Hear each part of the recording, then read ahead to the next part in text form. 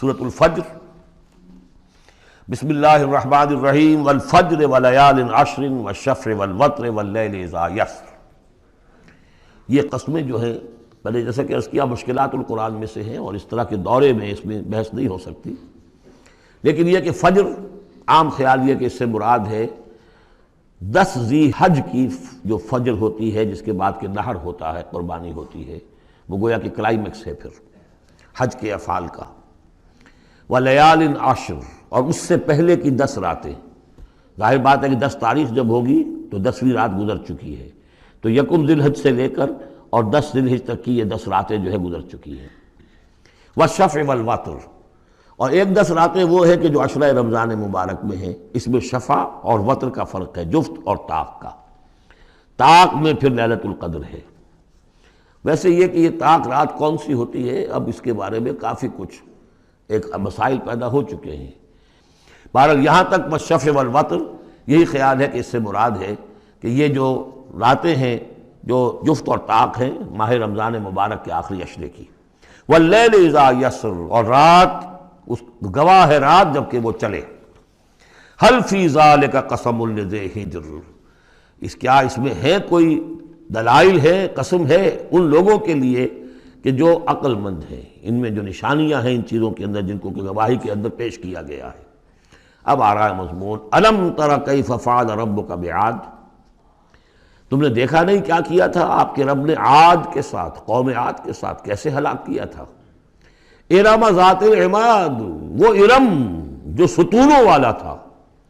خیال یہ ہے کہ ارم جو ہے یہ قوم عاد کا شاہی خاندان تھا، جیسے فراعنہ مصر کے، نماردہ عراق کے، تبع یہ تھے یمن کے، اور ارم جو ہے یہ قوم عاد کا جو خاندان تھا بادشاہی، ان کا لقب تھا۔ ذات العماد، اونچے اونچے ستونوں والا۔ اور اب جو اس شہر کی شداد، جو ان میں ایک بہت بڑا بادشاہ گزرا ہے، اس کے آثار، اس کے کھنڈر موجود دیکھ لیے گئے ہیں کہ اس صحرا کے نیچے دبے ہوئے ہیں، اور 30 اس کے اوپر بڑے بڑے مینار بنے ہوئے ہیں اس شہر کی فصیل کے اوپر۔ تو ذات العماد جو بڑے ستونوں والا تھا، التی لم یخلق مثلھا فی البلاد، جیسے کہ اس سے پہلے کبھی دنیا میں نہیں بنائے گئے تھے۔ معلوم ہوتا ہے کہ ویسی تعمیر جو اس عاد کے بادشاہ شداد نے کی تھی، شاید دنیا میں پہلی مرتبہ اتنا، اسی لیے شداد کی جنت مشہور ہے، اس نے وہ جنت بنا لی تھی اپنی، اس قدر وہاں پر ساز و سامان تھا۔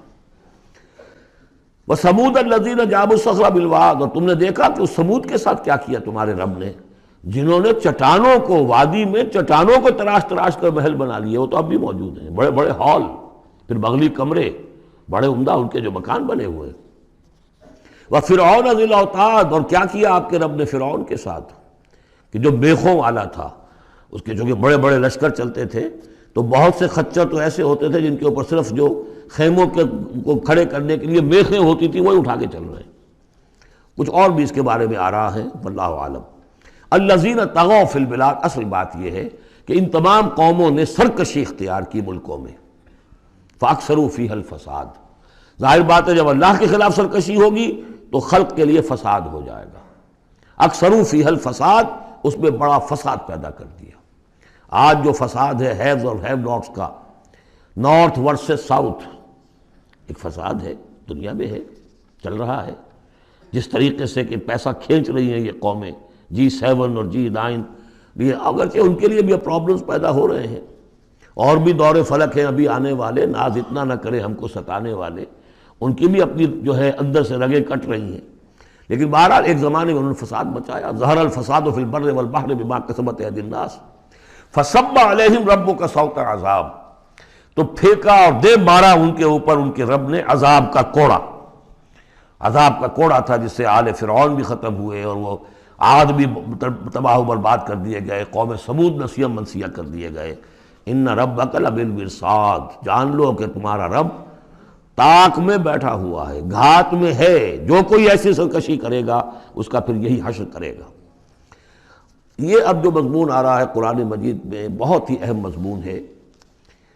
فَأَمَّا الْإِنسَانُ إِذَا مَا ابْتَلَاهُ رَبُّهُ فَأَكْرَمَهُ وَنَعَّمَهُ فَيَقُولُ رَبِّي أَكْرَمَنِ، انسان کا معاملہ یہ ہے کہ جب اس کا رب اسے آزماتا ہے، اسے عزت دیتا ہے، نعمتیں دیتا ہے، تو وہ کہتا ہے میرے رب نے مجھے عزت دی۔ وَأَمَّا إِذَا مَبْتَلَاهُ فَقَدَرَ عَلَيْهِ رِزْقَهُ، جب اسے آزماتا ہے اور اس کا رزق جو ہے اس پر تنگ کر دیتا ہے، راشننگ کر دیتا ہے، تھوڑا تھوڑا دیتا ہے، فَيَقُولُ رَبِّي أَهَانَنِ، تو وہ کہتا ہے میرے رب نے مجھے ذلیل کر دیا۔ کلا، ایسا نہیں ہے۔ آپ کو کیا خرابی نظر آئی اس میں؟ کوئی شرک نہیں ہے۔ اس نے یہ تو نہیں کہا کہ مجھے نعمتیں دی ہیں تو کوئی لکشمی مائی کی کرپا ہو گئی ہے، یہ تو نہیں کہا۔ اللہ نے، میرے رب نے مجھے عزت دے دی، اور اگر کہیں تنگی آ گئی ہے تو یہ میرے رب نے مجھے ذلیل کر دیا۔ توحید تو مکمل ہے نا یہاں، کہ کسی اور دیوی دیوتا، کسی اور الہہ کا تذکرہ نہیں ہے۔ رب ہی نے مجھے عزت دی، رب ہی نے مجھے ذلیل کیا۔ تو عز من تشاء و تذل من تشاء، اے اللہ تو ہی ہے جس کو چاہتا عزت دیتا ہے، جس کو چاہتا ذلیل کر دیتا ہے۔ تو کیا خرابی کیا ہے اس میں؟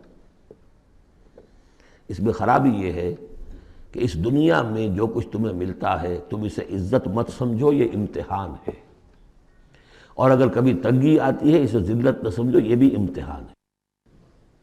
یہ برابر ہے۔ یہ تم نے اسے عزت سمجھا، دھوکہ کھا گئے، اس کو ذلت سمجھا، دھوکہ کھا گئے۔ چاہے توحید انٹیکٹ ہے آپ کی، لیکن توحید جو ہے وہ تو یوں سمجھیے کہ جڑ بنیاد ہے نا ہدایت کی، اس سے اوپر بھی تو منزلیں ہیں ہدایت کی کہ نہیں؟ یہ امتحان ہے۔ ایک لفظ جو کامن ہے، اذا مبتلاہ ربہ فاکرمہ، جب اسے ابتلا میں ڈالا اور ابتلا میں عزت دی۔ دیکھیں اب کرتا کیا ہے، صبر کر، یہ شکر کرتا ہے، اپنی جو بھی ہم نے اس کو نعمتیں دی ہیں وہ حقداروں کو ان کے حق ادا کرتا ہے کہ نہیں کرتا ہے۔ یہ عزت نہیں ہے، عزت تو تب ہوگی جب تم اس امتحان میں پورے اترو گے۔ ذالک یوم التغابن، وہ تو قیامت میں پتہ چلے گا کہ کس کے لیے عزت تھی، کس کے لیے نہیں۔ کسی کو تنگی دی ہے تو یہ ذلت نہیں ہے، دیکھنا ہے صبر کرتا ہے کہ نہیں کرتا۔ کہیں یہ بالکل مستر ہو کر اور اپنی عزت نفس جو ہے ہتھیلی پر رکھ کر لوگوں کے سامنے مانگنے کے لیے تو نہیں نکل جاتا، پتہ چل گیا نا۔ تو یہ امتحان ہے۔ تو پہلا درجہ سمجھیے کہ چاہے فراوانی ہو، عیش ہو، آرام ہو، دولت ہو، یہ بھی امتحان، تکلیف ہے، رنج ہے، محنت ہے، مشقت ہے، اسرت ہے، تو یہ بھی امتحان، دونوں برابر ہو گئے۔ اب بھی ہدایت اس سے اوپر بھی ہے ایک۔ ہمارے دل میں یہ چور رہے گا پہلا امتحان آسان ہے، دوسرا مشکل ہے۔ نہیں، حقیقت اس کے برعکس ہے۔ پہلا مشکل ہے، یہ دولت میں رہ کر بھول جانے کا آپ کے اندر زیادہ امکان ہے۔ الہا، حدیث آپ کو سنائی تھی، ما قل و کفا خیر مما کثر و الہا، اگر زیادتی ہوگی، دولت ہوگی، تم اللہ کو بھول جاؤ گے تو زیادہ سخت نقصان یہ ہے، زیادہ بڑا امتحان یہ ہے۔ اور اگر ناپ تول کر مل رہا ہے تو ہر وقت اللہ یاد رہے گا، یہ ہلکا ہے، اگر حقیقت وہ بھاری ہے۔ اور اسی میں وہ واقعہ نوٹ کر لیجئے امام احمد ابن حنبل رحمۃ اللہ علیہ کا، کہ جب وہ مار پڑ رہی تھی کہ جس کے بارے میں الفاظ ہیں کہ ہاتھی کو بھی وہ مار پڑتی تو بلبلا اٹھتا، اس وقت آنکھوں میں آنسو نہیں آئے۔ کب آئے؟ جب بادشاہ وقت، خلیفہ وقت کا ایلچی آیا ہے اشرفیوں کے توڑے لے کر کہ یہ بادشاہ نے آپ کے لیے نذرانہ بھیجا ہے، تب رو پڑے، اے اللہ میں اس امتحان کے قابل نہیں ہوں۔ یہ امتحان سختر ہے۔ تو یہ ہے درجہ بدرجہ، لَتَرْكَبُنَّ طَبَقًا عَنْ طَبَقٍ، تو ہدایت کے بھی یہ درجے ہیں۔ پہلا درجہ تو یہ ہے کہ جو بھی ہے اللہ کی طرف سے ہے، تنگی ہے تو اللہ کی طرف سے، اور فراوانی ہے تو اللہ، یہ توحید تو پوری ہو گئی آپ کی، اللہ کی طرف سے ہے۔ لیکن اس میں اب آگے درجے ہیں کہ یہ امتحان ہے، یہ بھی امتحان، وہ بھی امتحان، اس اعتبار سے دونوں بھی امتحان ہیں، یہ دونوں برابر ہیں۔ اس سے بھی اوپر یہ ہے، وہ امتحان مشکل ہے فراوانی والا، اور یہ امتحان جو ہے یہ آسان ہے۔ فَأَمَّا الْإِنسَانُ إِذَا مَا ابْتَلَاهُ رَبُّهُ فَأَكْرَمَهُ وَنَعَّمَهُ فَيَقُولُ رَبِّي أَكْرَمَنِ وَأَمَّا إِذَا مَا ابْتَلَاهُ فَقَدَرَ عَلَيْهِ رِزْقَهُ فَيَقُولُ رَبِّي أَهَانَنِ كَلَّا۔ لیکن چونکہ تمہاری ذہنیت یہ ہے، لہذا تمہارا طرز عمل کیا ہے؟ بَلَا تُكْرِمُونَ الْيَتِيمَ، تم یتیم کی عزت نہیں کرتے۔ وَلَا تَحَاضُّونَ عَلَىٰ طَعَامِ الْمِسْكِينِ، تم مسکینوں کو، غریبوں کو کھانا کھلانے پر ایک دوسرے کو اکساتے بھی نہیں ہو، خود تو کیا کھلاؤ گے؟ اس لیے کسی اور سے اگر کہہ دیں گے تو وہ پلٹ کر کہہ دے گا تم کیوں نہیں کھلا دیتے، لہذا بہتر یہ ہے کہ خاموشی رہو۔ وَلَا تَحَاضُّونَ عَلَىٰ طَعَامِ الْمِسْكِينِ وَتَأْكُلُونَ التُّرَاثَ أَكْلًا لَمًّا، اور تم چاہتے ہو کہ ساری وراثت اور میراث سمیٹ کر تم ہی ہڑپ کر جاؤ۔ اور وہ رواج وہاں پر یہ تھا، ہندوؤں میں تو اب تک بھی شاید ہے، کہ وہ بڑا بیٹا جو ہے بس وہی وارث ہے، باقی کسی کا کوئی حق ہوتا ہی نہیں۔ یہ تو قرآن نے دیا ہے تفصیلی قانون وراثت۔ باقی یہ ہے کہ جس شخص کا ہاتھ پڑ گیا، جس میں جو بڑا کوئی طاقتور ہے وہ چھوٹے بہن بھائیوں کو کیا دیتا تھا؟ کچھ بھی نہیں۔ تم چاہتے ہو کہ ساری میراث تم جمع کر کے ہڑپ کر لو۔ وَتُحِبُّونَ الْمَالَ حُبًّا جَمًّا، اور مال سے تو تم محبت کرتے ہو ٹوٹ کر، وہ تو گویا کہ کوٹ کوٹ کر بھری ہوئی ہے تمہارے دل میں۔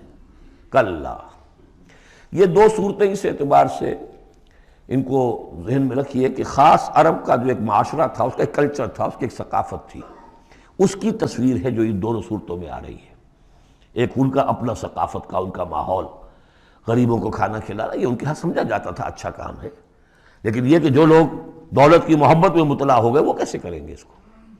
اور جو بھی وہاں پر ہو رہا تھا، زوردار جو بھی ہے طاقت والا، سب کو سمیٹ لیتا تھا۔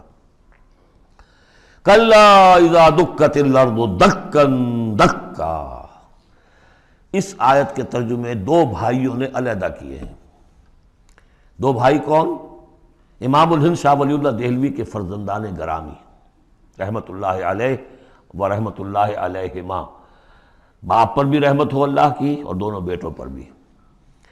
یہ موضع القرآن میں شاہ عبد القادر صاحب نے ترجمہ کیا ہے، جبکہ زمین کو کوٹ کوٹ کر پست کر دیا جائے گا، ہموار کر دیا جائے گا، اذا دکت الارض دکا دکا۔ اور جو ان کے بھائی ہیں شاہ رفیع الدین رحمہ اللہ، وہ کہتے ہیں کہ جبکہ زمین کو ریزہ ریزہ کر دیا جائے گا۔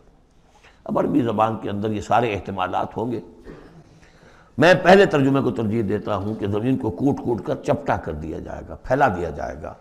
وَجَاءَ رَبُّكَ وَالْمَلَكُ صَفًّا صَفًّا، سورہ حاقہ میں آپ نے پڑھا تھا فَإِذَا انشَقَّتِ السَّمَاءُ فَكَانَتْ وَرْدَةً كَالدِّهَانِ، یہ تو ہم نے پڑھا سورہ رحمان میں، اور پھر یہ کہ وہاں پڑھا بھربھرا سا ہو جائے گا، وَالْمَلَكُ عَلَىٰ أَرْجَائِهَا، اس کے کناروں کے اوپر جو ہیں وہ فرشتے ہوں گے، وَيَحْمِلُ عَرْشَ رَبِّكَ فَوْقَهُمْ يَوْمَئِذٍ ثَمَانِيَةٌ، اور 8 فرشتے اس روز اللہ کے عرش کو لے کر اتریں گے۔ جاء ربک والملک صفا صفا، اس سے اندازہ ہوتا ہے کہ قصہ زمین برسر زمین ہی طے ہوگا۔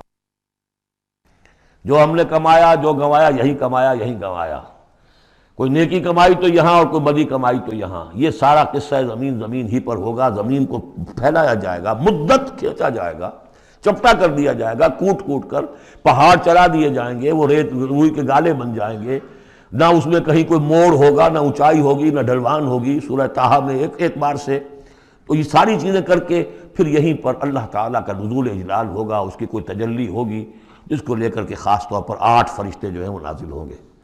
وَجَاءَ رَبُّكَ وَالْمَلَكُ صَفًّا، فرشتے ہوں گے صفے باندھے ہوئے۔ وَجِيءَ يَوْمَئِذٍ بِجَہَنَّمَ، اور لے آئی جائے گی اس دن جہنم بھی، اور جیسا کہ میں نے عرض کیا غالباً وہ اسی زمین میں سے نکل آئے گی۔ یہی جو اندر موجود ہے، جو لاوا نکلتا ہے کبھی، ان تمام جو بھی یہ آتش فشاں پہاڑ ہوتے کہاں سے نکلتا ہے؟ یہ اندر ہے زمین کے، اگر اس کو کوٹ دیا جائے، اس کو کھینچا جائے تو وہی چیز ظاہر ہو جائے گی، سامنے آ جائے گی۔ واللہ عالم۔ یومئذ یتذکر الانسان وانیٰ لہ الذکریٰ، اس دن انسان کو سبق یاد آئے گا، یاد کرے گا، چیتے گا وہ انسان، یہ شاہ صاحب کا لفظ تھا، چیتے گا انسان، یاد آ جائے گا اسے کہ وہ کیا کر کے لایا تھا یہاں پہ، اور اسے پوری نصیحت حاصل ہو جائے گی۔ لیکن اب یہ نصیحت کس کام کی؟ یومئذ یتذکر الانسان وانیٰ لہ الذکریٰ، اب یہ کس لیے؟ اب تو اس کا کوئی فائدہ نہیں۔ وہ تو دنیا میں اگر تم نے دیکھا ہوتا، سوچا ہوتا، حقائق تم پر منکشف ہوتے تو فائدہ تھا، یہاں تو نہیں۔ یقول یا لیتنی قدمت لحیاتی، وہ کہے گا ہائے کاش میں نے اپنی زندگی کے لیے کچھ آگے بھیجا ہوتا۔ یہ لفظ نوٹ کیجیے، حیاتی، میری زندگی تو اصلی یہ ہے، آج معلوم ہوا مجھے، میں تو دنیا کی زندگی کو زندگی سمجھتا رہا، وہ زندگی نہیں تھی، وہ زندگی کی تمہید تھی، وہ ایک امتحانی وقفہ تھا، چھانٹی کرنے کے لیے اللہ تعالیٰ نے تمہاری بڑی طویل زندگی میں، وہ زندگی برطرز اندیشہ سود و زیاں ہے زندگی، ہے کبھی جاں اور کبھی تسلیم جاں ہے زندگی، تو اسے پیمانہ امروز و فردا سے نہ ناپ، جاویداں پہ ہم دواں ہر دم جواں ہے زندگی۔ اس زندگی کا تھوڑا سا حصہ کاٹ لیا موت کا وقفہ ڈال کر، یہ ہے آپ کا ٹیسٹنگ پیریڈ۔ خلق الموت والحیات لیبلوکم ایکم احسن عملا، تو امتحان پاس کرتے ہو اچھے مستقبل کے لیے، اس امتحان کو پاس کرنا تھا اس آخرت کے لیے۔